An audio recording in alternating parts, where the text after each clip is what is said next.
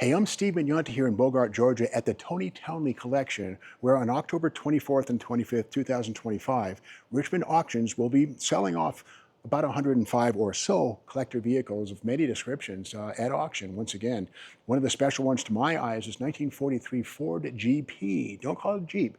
Now, keep in mind the GP stands for General Purpose Light Vehicle, as in military nomenclature for use on the battlefield, built to win World War II in so many ways. This one was built on January 7th, 1943, so the war was well underway when this one was put together. Not sure if it saw duty, I'm not sure, but it's beautiful, pristine restoration.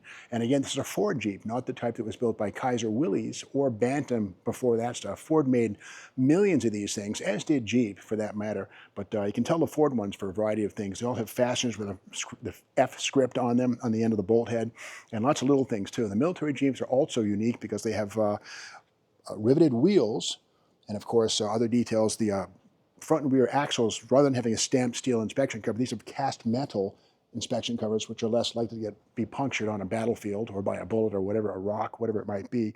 Other things that are unique to the military Jeeps are the covered lights right here, and into the shields, the shrouds right here to prevent people from up top seeing the light as you go down the road.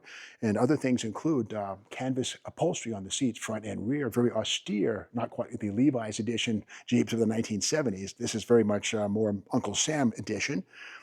We have manual wipers. It's up to the GIs inside to work the wipers. No motors, no vacuum, nothing. Very basic, rudimentary. And again, simplicity is the rule of the game on the battlefield, if you will.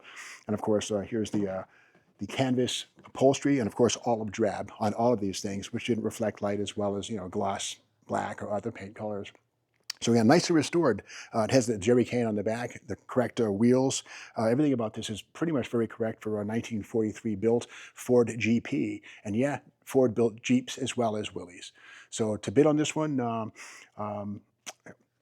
yeah, Ford built Jeeps just as much as Willys did. Bid strong.